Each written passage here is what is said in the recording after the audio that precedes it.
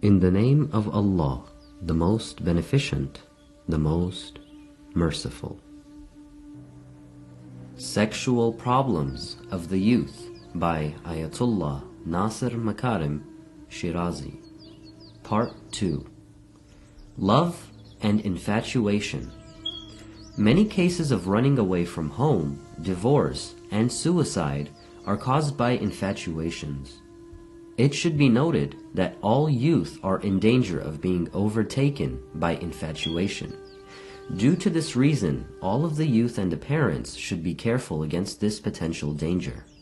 Contrary to other quote-unquote seedlings, love grows very quickly, and it is possible that a seedling is changed into a strong tree in only an instant, and with just a simple glance. Love and dreams. Nothing is as dreamy as love and relationships between two people. Those involved in this trap are always living in a dream-based world that differs radically from that which exists in the real world. Everything in this dream world differs from the real world, and normal language is unable to describe it. This is why love is often expressed through the metaphorical words of poets and writers. Interestingly enough, when these individuals attain what they seek, they see no trace of what they had imagined, and so they understand that it was mostly an illusion. It is at this point that they are overcome by fear, and it is at this junction that they begin to take drastic measures in order to distance themselves from this reality. These measures can include running away from home, divorce, suicide, as well as other very extreme reactions. Love and its expectations. When people in love finally find that the love that they sought has been fulfilled, they see that their expectations have been left unfulfilled. And it is at this point that they begin to complain and become dissatisfied. A life that was sweet turns into a life that is increasingly bitter. Love and revenge. One of the other grave dangers of infatuation is the awakening of a sense of gaining revenge in order to gain the object of their love. There are many cases in the modern day world and in past history where lovers have committed murders, and in some cases even, the people they murdered were none other than the objects of their love. Turbulent love makes one worship the one he or she loves, as long as the hope exists that they can attain that object of love. Yet, at the moment that they feel despair and consider it impossible in gaining that object of love, this same emotion is then transformed into its complete opposite. Such an individual then wishes to take revenge, either on the object of his love or even upon himself. These are some of the pitfalls of impulsive infatuations. Money-based marriages. It should not surprise anyone that there are several types of marriages.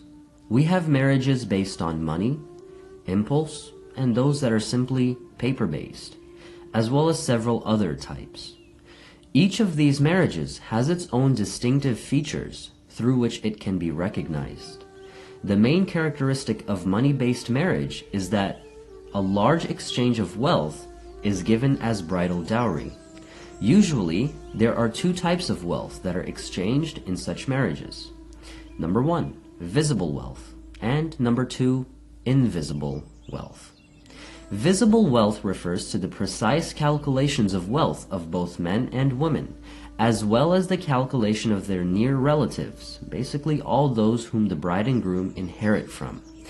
In such money-based marriages, the wealth of all of these people are studied in detail, and after the transaction, or the marriage, both parties wait to inherit the sum of wealth that will eventually reach them. And this is usually after the death of various individuals in the family. On the other hand, invisible wealth refers to the social capabilities and various positions of the near and distant relatives of both parties. These positions are calculated in order to see how far they can progress and advance in society. The value of invisible wealth is sometimes even more than that which is visible. The difference is that with this second category, the bride and groom always hope that their relatives are in good health and standing in order to benefit from their patronage and support. It goes without saying that in such money-based marriages, human values, knowledge, or any other actual characteristics are not taken into account. Rather, the only things that are of importance are those of the visible and invisible assets of the individuals and the families. In such marriages, the woman's personality falls to the level of merchandise, and she is transacted just like any other commodity. Unfortunately, this type of marriage is fairly common in our society, and many parents, along with some youth, actually believe in it. The other major problem with such marriages is that the reasons for their survival are the same as that of their occurrence. When the man or woman finds themselves needless of the other, meaning they gain more wealth through various means, then the situation immediately changes. Once the money is gained, then the marriage is thrown away, like something without any value. A more pure love guarantees the survival of a marriage, but in a money-based marriage, this does not exist at all, and people look at one another like a material commodity. Due to the frequency of such marriages, some youth have even taken to pretending to own wealth, all the while owning nothing to their name. And it is only after the marriage that it becomes clear that they are not wealthy, and that is when the bitterness and arguments begin. This issue has been discussed in our religious teachings, and such marriages have been condemned. Our religious leaders have denounced marrying for wealth and property, and they have labeled high dowries as an ominous sign for the commencement of a marriage. These leaders were satisfied with marrying their daughters to financially poor but spiritually rich individuals. And they also set very low marriage dowries as an example to all of us. There is a tradition by the Prophet, peace be with him, and his progeny, where he said, "One who marries a woman only for her beauty does not achieve his purpose. And one who marries a woman only for her wealth, God will leave him with only that. Try to marry faithful and pure women instead." Marriages based on whim. Whims are one of the most dangerous foundations for a marriage. Whims should not be confused with legitimate sexual pleasure as the instinctive motive behind marriage. There is no doubt that most youth seek sexual pleasure in marriage, and such a thing is actually based on their nature, and they are allowed to go after it. Yet, basing a marriage on whim is something else. It refers to wishful fancies and unwise rationale mixed with emotions. This is because whims are based on transient, unstable, and foolish foundations, and it is due to this reason that such marriages often end up in divorce. When a marriage is based on whim, it can also terminate based on whim as well. There are many reasons behind why people marry on whim. One aspect of this involves the media. Whimsical magazines and films are full of such portrayals where beautiful-looking people marry based on very flimsy reasons. Such plots are romanticized to the full extent possible. Yet, we have to realize that all of these stories are illusory and based on fantasy. Unfortunately, some people are fooled by these movies and stories, and so they base their entire lives upon them. And in the end, the illusory bubble bursts, causing much suffering, discomfort, and pain. Married to football. Recently, there was a regrettable incident reported through the newspapers where a woman had filed a case against her husband. She complained that her husband loved football and attended all of the soccer matches that he could. If he was unable to get a ticket, he would watch the game on television or listen to it on the radio instead. When he was busy watching football on TV, he would forget about everything else, including his dinner, sleep, wife, and even children. He would only talk about football and nothing else. and his wife says that he should have married football instead of me. I am completely tired of my life. Ironically, the real reason behind the marriage of this couple was their enthusiasm for football. The husband himself mentions that when he had gone to watch a soccer match, he saw his future wife there cheering for the same team as him. Later, they got to know each other better and they finally married. It seems, though, that the basis for their marriage was their support of one soccer team. When the husband heard of her complaints, he said that either she should tolerate how he was, or else she would have to divorce him. Superficial marriages. Another example of whimsical marriages are those that begin in magazines and newspapers. For instance, we often see marriage ads in the dailies that state the physical specifications or salary amounts of men and women in the hopes of marriage. If people are married based on only such specifications, then they may soon find themselves unhappy because they had sufficed with only superficial markers, rather than deeper human characteristics. It is these deeper characteristics which sustain a marriage, and not superficial ones. Some marriages are a mixture of both impulse and material benefits. Such marriages naturally contain the problems of both types combined. There are also marriages based on political alliances, but a discussion on this type of marriage is outside of the scope of this text. Our religious leaders have stressed the spiritual, mental, and moral characteristics of the spouse, and have considered dedication, kindness, sincerity, chastity, virtue, and faith as being amongst the most important factors in any marriage. One time, the Prophet, peace be with him and his progeny, told his companions, "Avoid the beautiful plants growing in the polluted lands." The companions asked, "What do you mean by these plants?"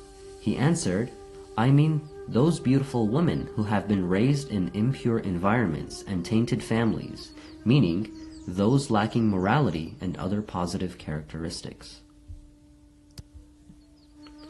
Sexual deviations. The youth and sexual deviations. We know that the period of youth is a period that contains the crisis of instincts, and in particular, the crisis of sexual instincts.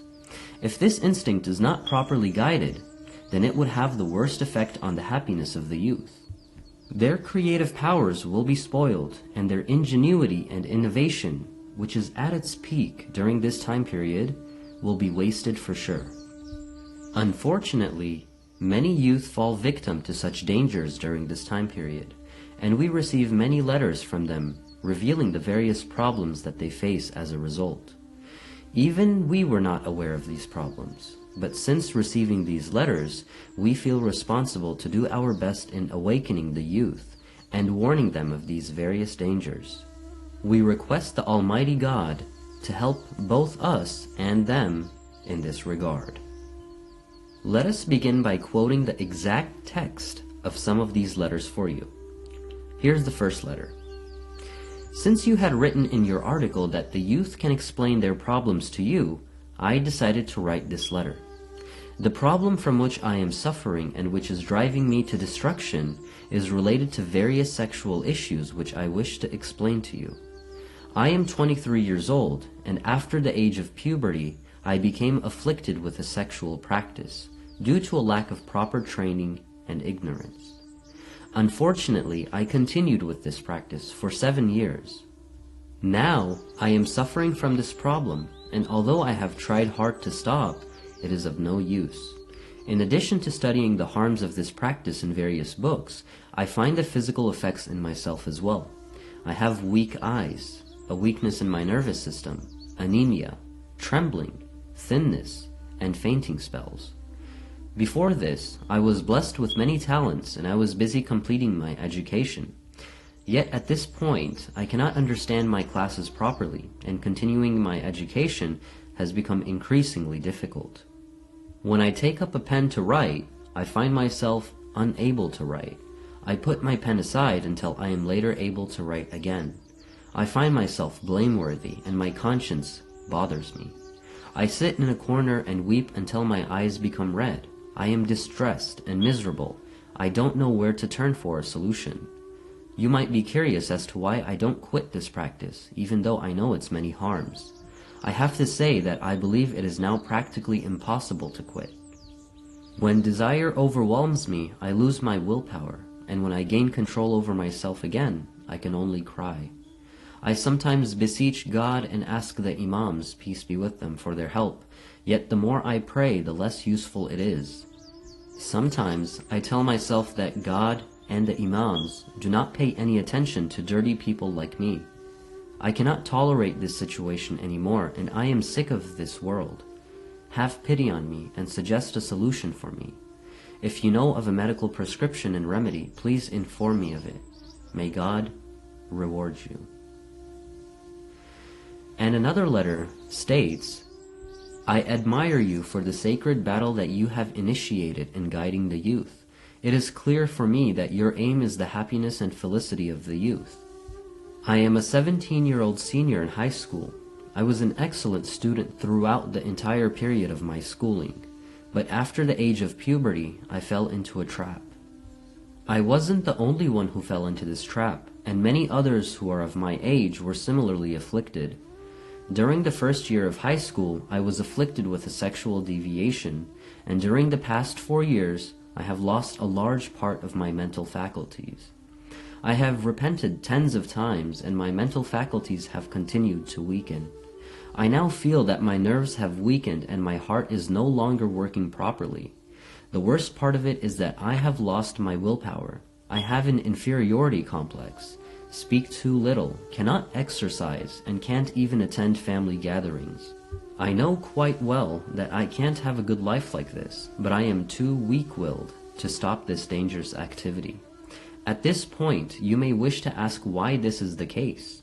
The answer is that there are so many photos of nude women in the hands of my friends. Our only hobby is watching pornographic films, and pornographic books are available and quite cheap. Please guide me so that I can overcome this pain.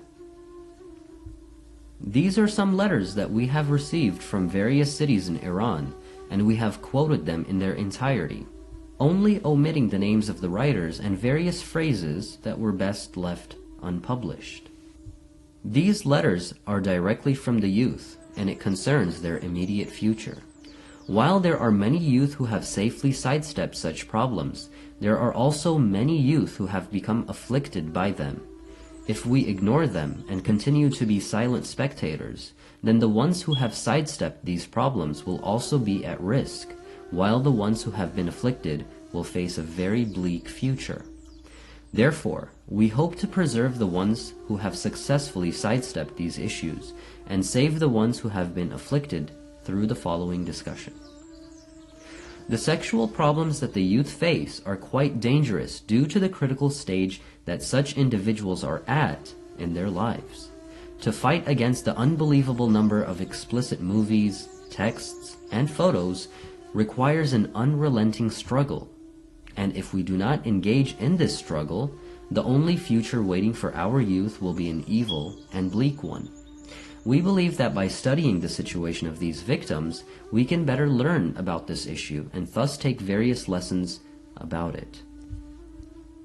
The fatal consequences of sexual deviation. In the preceding chapters, we mentioned some examples of how sexual deviation can transform the youth into feeble, abject, and sick individuals, and even take them towards insanity and death. Unfortunately, during modern times, some writers try to represent the sexual deviations of the youth as something insignificant, or even worse, they try to make it seem as a necessity of life and a prerequisite of adolescence. Another group has made these things a means of making money, and they prepare various provocative materials towards making more profits. Just recently, a magazine by the name of Women reported on a lady who wished to find a mistress for her husband.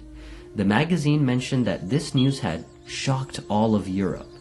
Such media sources select news, which is probably fabricated by themselves, as an effective promotional means towards increasing the circulation of their magazine. Such news has no benefit for society, and it causes an increase in deviations and scandals. Such things have gone so far that some sociologists, psychologists, and medical physicians are even saying that such behavior is natural and even harmless. Some people, although they try to resolve these issues, further fuel its fires. Rather than treating the afflicted, they teach them new things that they did not know of before. All of these factors have caused the issue of sexual deviations to become extremely complicated, and it is now not so easy to eradicate the plague from society. The resolution of this issue calls for attention, money, and precise planning. The harms of masturbation. It is necessary that the youth tear the veils of ignorance surrounding this issue through the use of their wisdom and intellect, and instead of moving away from reality, they review this subject and understand its consequences. We will first begin by narrating the testimony of various researchers and medical doctors who have investigated these issues in depth. We will then analyze the psychological and social causes of these sexual deviations, and then describe the ways of resolving such problems after they have already developed. A famous physician by the name of Dr. Hoffman narrates the observations of a number of other physicians in his text on the harms of masturbation in the following words: "I saw a young man who was 23 years in age addicted to this habit since the age of 15. He had become so weak that his eyes were too feeble even to read a book. He had a headache and was hysterical in his disposition. He was dizzy like someone who was drunk, and he felt a deep pain in his eyes." Observations by Dr. Hutchinson have proven that most diseases related to the sexual organs, the retina, and the choroids are caused by masturbation. He has continued and said, "The first result of this heinous addiction is that the eyes become weak and the face loses its color. The former energy and acuity that was present in the eyes are lost, and a gray circle surrounds the eyes. Afterwards, weakness and dysfunction are observed in various different organs. Forgetfulness, lack of appetite, indigestion, asthma, envy, grief, boredom, seclusion, and loneliness are all amongst the ill consequences of this perversion." Dr. Hutchinson continues by mentioning in his text that this act causes anemia, the weakening of physical and spiritual power, vertigo, imagining voices and noises, backache, forgetfulness, anorexia, weakness, indolence, as well as general debility, particularly in the eyes and ears. Addiction to this sexual perversion decreases the natural resistance of the body against diseases. Dr. Hutchinson goes on and says, "Those afflicted with this heinous habit cannot escape death easily after contracting one of the more serious diseases." He then quotes another writer who had mentioned, "I knew a young man who was afflicted with this sexual deviation. After a period of time, he began to suffer from a fever, and by the 6th day, he had become so weak that he couldn't fight the illness and passed away." The doctor narrates another story.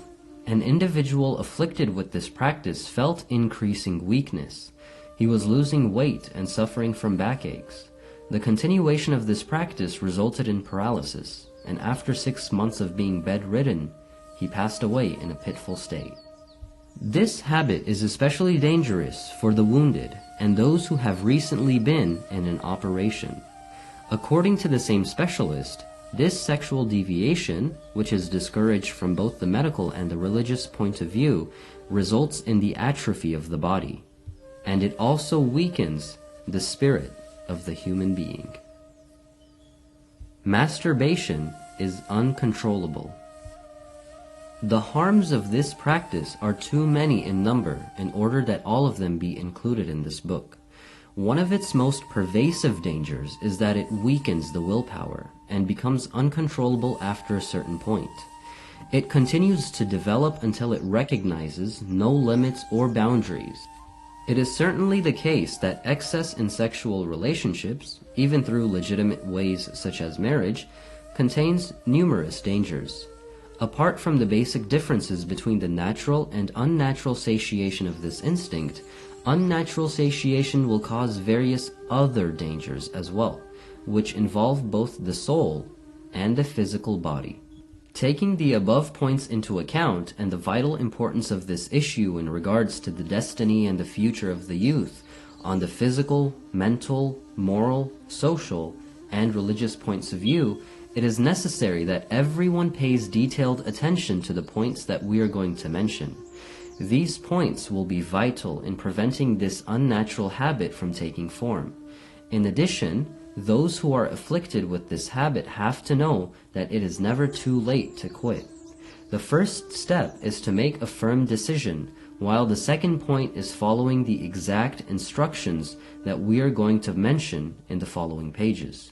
If the youth follow these two steps, then quitting this practice should not be too difficult. A big mistake in regards to sexual deviations. A letter from a youth who lived in Mashhad, Iran, wrote, "I would like to weep bitterly, but there are no tears left in me. I would like to cry, but I can't even sigh. I would like to think, but I cannot think. I am helpless and alone, wandering and lost, fearful and frightened of what I am and what I could be. I hate everybody, everything, and this tainted and disgraceful environment as well. I am 21 years old and I have spent 10 years of the most critical period of my life alone. The adversities of life and the unpleasant aspects of society annoy me. I don't know what happened. A few years ago, while reading a book, I became familiar with this vile habit, and over time I became accustomed to it. I am now physically and spiritually sick. I am losing my sanity, and I constantly remain anxious and in a worried state. So excuse me for this long letter. Such issues are not mine alone, for I know that many other youth are in the same state. Let me also confess that I attempted to commit suicide twice thus far, once when I was 16 and once when I was 17, but I was unfortunately not able to kill myself. Now I have become very weak and I lose bodily fluids involuntarily. I am wandering through this life lost, hoping that I will eventually die and thus be freed from this pitiful life. Please save me. I request that you reply to me soon, and if you wish, you can also reply to me in the Nestle Javan magazine at your earliest convenience. I pray to God for your good progress and health. S.B. from Mashhad, Iran." The important issue.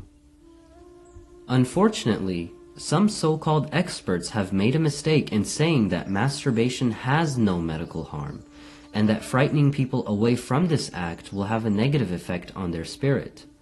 This is in contrast to the words of many experts who have studied this issue for years, as well as the personal acknowledgement of a great number of people. Such so-called experts continue and say that there is no difference between this act and sexual intercourse. Unfortunately, such remarks are half-baked and result in the affliction of a great number of youth. Doctors opposed to this act have mentioned the following essential point, that according to many observations and the clear acknowledgement of many individuals, this practice is habit-forming and it is a fatal addiction that pulls people easily towards itself, but does not leave them without difficulty.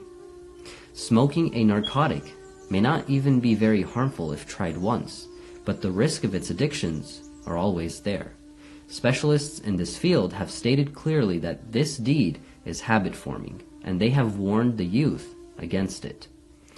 Another problem related to this practice is how easily it can be performed. It is something that can be performed everywhere and under any and all conditions. Sexual intercourse is not so easy to perform, and due to this reason, it can become deeply ingrained in the youth. Those who are in their early years of puberty, around the ages of 14 to 20, are especially at risk. Those people who have disregarded the harms of masturbation have forgotten the issue of addiction and the other particularities of this act. Otherwise, how can anyone deny the reality that many afflicted youth continue this practice to the point of death, insanity, complete debility, paralysis, and the loss of everything valuable in their lives? Is it possible to deny such obvious observations?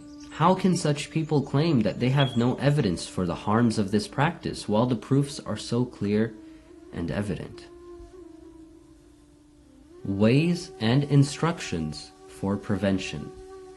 The first step. The first noble step for the afflicted is that they have to understand that this habit is 100% curable. According to physicians and other experts, this practice is curable just like any other habit or addiction, particularly if the correct methods are implemented. It is remarkable that most of the negative effects of this habit will be eliminated in a short period of time due to the energy and vivacity of youth.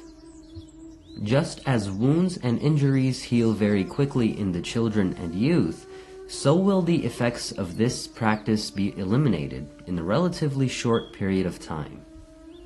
The youth that are in despair over quitting this habit are completely in error, because despair and hesitation are the greatest hindrances toward their recovery.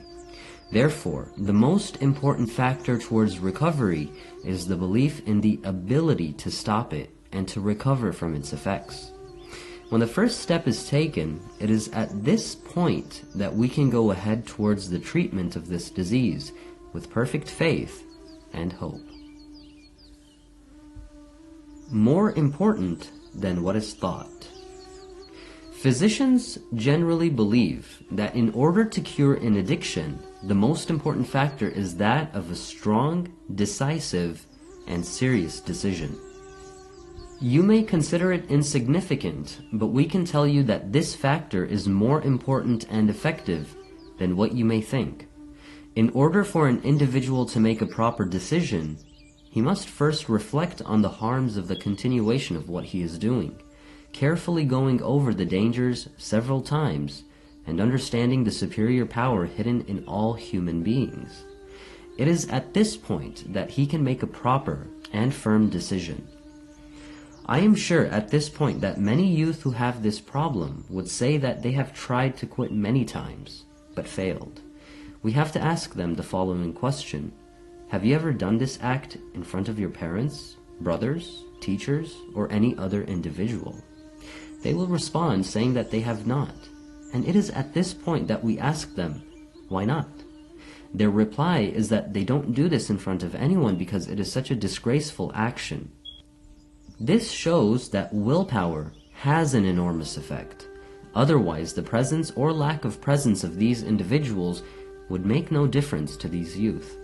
The necessary willpower exists in everyone, and all of the youth should make sure to utilize this hidden power and resource. In addition to this, we have to keep in mind that God is present everywhere, and He observes all of our deeds. And is it correct to perform this practice in His presence? It is interesting to note that a man once came to Imam Sadiq, peace be with him, and said that a man he knew had been involuntarily afflicted by a sexual perversion. The Imam asked the man with anger, "What do you mean? Does he commit this act in the presence of others as well?" The man replied, "No." And the Imam then said, "Then this proves that he does it voluntarily and willingly." As for those who say that they have attempted to quit multiple times and failed, we say that falling short in one's decision does not mean that they have to start at zero once again. Each one of those decisions will have built them up to a certain degree, making the final effort all the more easy. Let us review the following example. Many times when we decide to climb a mountain, we may fail the first, second, and sometimes even the 10th time. After many attempts, we are finally successful in climbing the mountain. All of these attempts do not mean that we have not achieved anything during the initial failures. Rather, each time that we attempted the climb and failed, we learned various things and acquired certain abilities. All of these failures were the actual attempts which allowed us to finally succeed. Another example can be found when we wish to memorize a poem. At first, we may need to go over it 5 times in order to memorize it. And in spite of this, we may even forget the poem after a period of time. Yet, it is at this point that we see that we are not at the 0 point. Rather, if we repeat the poem another 5 times, the poem will remain with us until the end of our lives. This is applicable to other issues related to our day-to-day lives. Therefore, if you have made a decision 10 times and you have broken each of them in turn, then prepare yourself for a serious and decisive decision towards quitting. Mobilize all of your spiritual forces, particularly your belief in God, and do not forget the words of our leader, Imam Ali, peace be with him, who said, "Faithful individuals are strong and enduring like a mountain." Now that you have made your final decision, you should observe the following instructions to the letter. The 10 instructions. Explanation. As mentioned previously, the risks and harms associated with sexual perversion, and masturbation in particular, are undeniable, and the practice soon turns into an addiction. According to the confessions of those who perform this act, they soon begin to perform it several times a day, and it becomes very difficult to control. What is even more dangerous is the despair and pessimism that comes about as soon as this addiction develops. Despair is the greatest hindrance towards forward development, and this results in very negative spiritual effects in the afflicted. Those who feel themselves addicted should know that if they make a firm decision, then they can overcome this habit without any doubt, and even eliminate most or all of its effects within themselves in a given period of time. They should never tell themselves that the addiction will last until the end of their life, or that the negative effects will remain forever. They should fight against this disease with full vigilance and resolve. Those who have been relieved from this dangerous practice should value their purity and freedom and be vigilant towards maintaining it. They should avoid any temptations from Satan and be very careful whom they associate with. As we have previously mentioned, victory in the struggle against any negative habits involves making a decision based on faith and conscience. Even if the decision is broken tens of times, the individual should strengthen his resolve and renew his faith and hope in struggling against his habit. Without a doubt, the sooner the individual prevails, the sooner they are able to eliminate the effects of the practice from the body and soul. It goes without saying that if such an individual seeks to establish a close relationship and connection with his Lord and seeks divine assistance, trusting in the mercy of God, then such an endeavor will be more fruitful. After following the aforementioned steps, the following steps should also be observed carefully. These points may be simple for some people, but in practice they have proven to have miraculous effects. Step number 1. Avoiding all artificial stimulation. If the youth watch films with half-naked women, spending time reading romantic fictions, browse through pornographic magazines, and stare at women in the streets, then they can't expect not to be tainted by all of these actions. Such artificial stimulation diverts the thought process of the youth from the basic issues of life and leads them towards the worst aspects of various sexual issues. Such people are constantly kept in a nervous and anxious state, the adverse effects of which dominate their entire lives. The continuation of constant stimulation destroys this period of lives of the youth, and this period can be considered as being one of the best periods in their lives.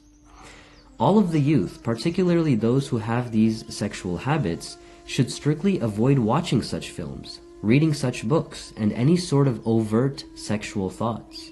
Such a manner of behavior will cause them to have a disturbed mental state, and it will weaken their nervous system with constant excitement. In order for the youth to succeed in this, it is necessary for them to choose healthy recreations and hobbies, and to prepare a suitable program with the help of their friends for this very purpose.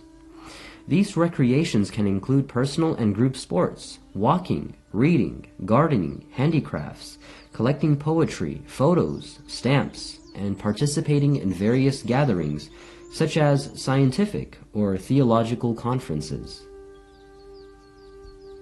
Step 2. Preparing a full-time program. The youth should prepare a program or a schedule for themselves that takes into account all of the hours of day and night in order that they not have even 1 hour of idle time. We are not saying that they should study or work continuously, but they should have a program that includes the times for their recreation and sport with no time left for idleness. The youth must know that the greatest misery for them is to have free time with no program of action. Even if a youth is unemployed and looking for work, he should still prepare a daily program or schedule that includes studying, recreation, rest, etc. It is also better if the youth pack their daily program with more programs and activities than usual in order to prevent their mind from idleness, because being mentally busy is very effective in avoiding negative habits. It is often seen that people who smoke much more during holidays than during their working days. The difference is that on the latter days, their mind is busy, while on the holidays, they have much more idle time. If those suffering from sexual habits do not have a full-time program, they cannot get rid of such habits easily. Preparing such a program is one of the most effective factors in quitting. Step 3. Focusing on sports.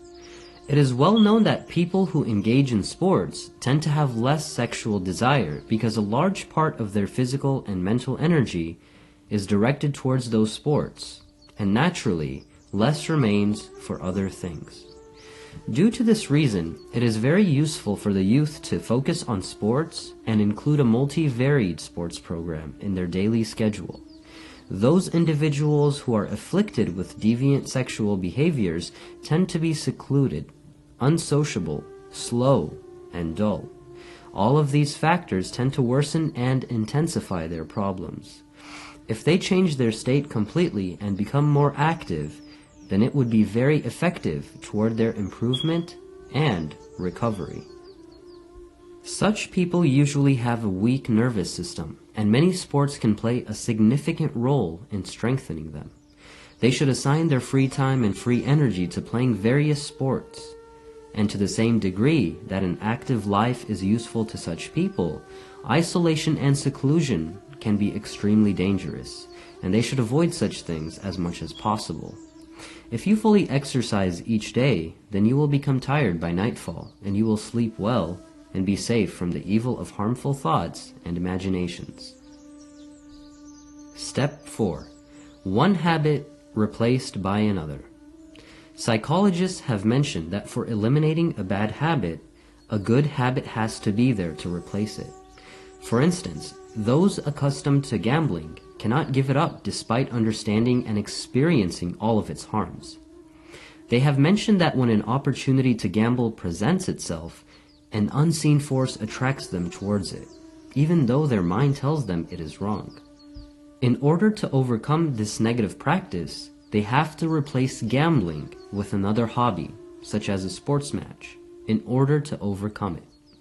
In other words, the energy consumed by the habit has to be diverted elsewhere and consumed without leaving any undesirable reactions.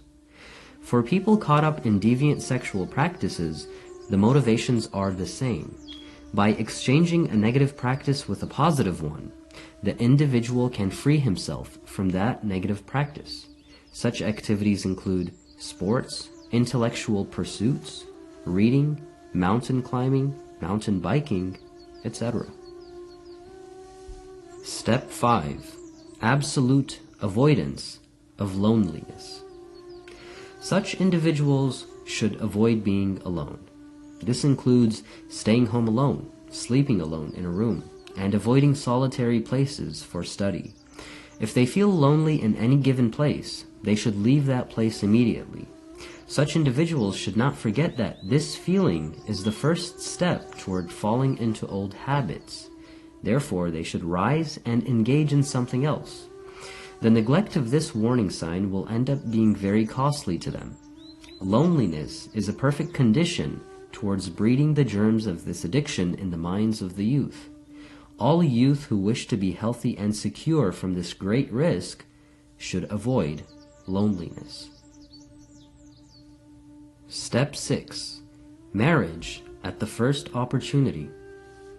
In addition to all of the above advice, all youth who feel at risk for this practice should marry at the first opportunity. Even if they can become engaged, they should not lose this opportunity. This is because marriage has a significant effect in the life of the youth, and it removes the need for such a practice. If marriage expectations are lessened and extra formalities are eliminated, then it would be a very easy task. Unfortunately, though, a series of wrong expectations and ideals have chained most of the people, and even the educated classes are afflicted. Some of the youth who are addicted to this practice fear marriage, but their fear is baseless. By following the aforementioned instructions, it is easy to cure this addiction and succeed in all facets of the marriage. Step 7. Suggestion and the strengthening of willpower. Suggestion plays a critical role in the struggle against this habit. Those who engage in this habit need to regularly suggest to themselves that they can give up this ugly habit. According to a French psychologist by the name of Dr. Victor Pouchet, the following should be enacted in order to increase and expedite the effects of suggestion. Every day they should sit in a quiet place where nothing disturbs them and focus their mind. After focusing their mind, they should repeat the following phrase with conviction. I can give up this evil habit completely. I can. Repeating this simple suggestion has amazing impact, and it plays an integral role in boosting morale and lessening the effects of withdrawal. We should also read books on the psychology of character growth and development and the strengthening of willpower. This is because the first step in giving up this habit is in willpower and resolution. Step 8. Absolute abstinence. One should also completely avoid associating with individuals who are afflicted with this vice. This is particularly important during the acute period when one is quitting the practice. Moreover, one should never neglect the fatal and painful consequences of this action, and he should never listen to the words of others if they are supporting such behaviors. The role of bad friends in the continuation of this perversion is a very powerful one. In order to not feel that such an act is a sin with harmful consequences, people attempt to convince others that it is not so bad, or that it is even something positive. The youth should never listen to such words, and should know that they are completely false. Step 9. Nutrition and diet. A healthy diet that results in the nourishment and health of the body is very effective in the struggle against this habit. Bathing in cool water when the weather is suitable is also very helpful. In addition, tight-fitting clothes should be avoided because they can cause unnecessary stimulation. Such types of clothing are generally harmful for all people. Step 10. Seeking help from faith and religious conviction. The power of faith and religious conviction is the greatest aid in stopping this ugly habit. Such people should never consider themselves as being cursed or out of the mercy of God. They should rather trust in God's mercy, and they should pray and supplicate to Him for His assistance. And without a doubt, turning to God is the ultimate source of assistance. They should also consider God as being omnipresent and all-seeing, and thus be ashamed of committing such an act.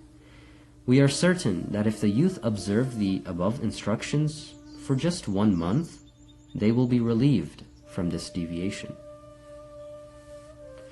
Feedback from the readers.